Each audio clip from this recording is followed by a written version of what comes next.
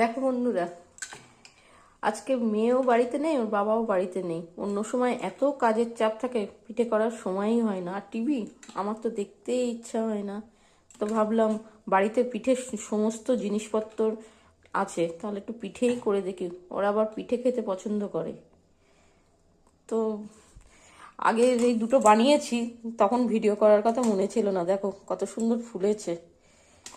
দেখো, আমি অত মানে আন্দাজ বুঝে দিই না, আমি চোখের আন্দাজেই সমস্ত মেজারমেন্ট করেই দিই, চোখের আন্দাজে দিই। আমি অত কত কোয়ান্টিটি দিলে এটা ফুলবে, কি নরম হবে, সফট হবে, অত কিছু বুঝি না।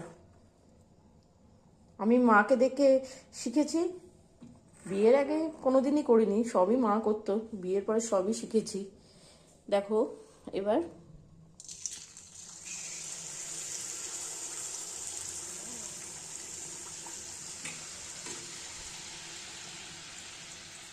পিঠেটা করছি।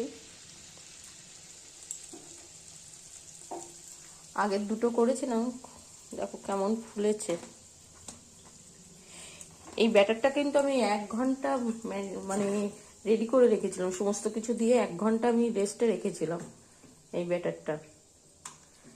এই দেখো, এটা অলরেডি ফুলতে শুরু করেছে, অনেক বড় বড়ই হয়ে যাচ্ছে, যেহেতু এই হাতাটা খুবই বড়, এর মাপে করতে গিয়েই বড় বড় হয়ে যাচ্ছে।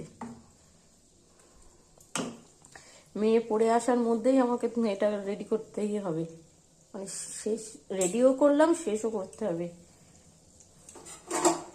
অন্যদিন মেয়েকে পড়ানো থাকে, তারপর আমারও কষ্ট হয়ে যায়, অফিস থেকে এসে ইচ্ছাই হয় না।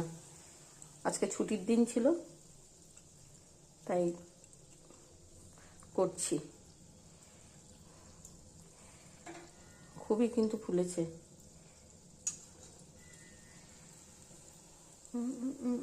দেখো, পিঠে কিন্তু একটু লাল লাল ভাব, লাল লাল, আর সাইডে চারি সাইডে একটু খাঁচকাটা খাঁচকাটা হলে বেশি ভালো লাগে এবং টেস্টি লাগে। এগুলো কিন্তু সবই আমি বিয়ের পরেই শিখেছি।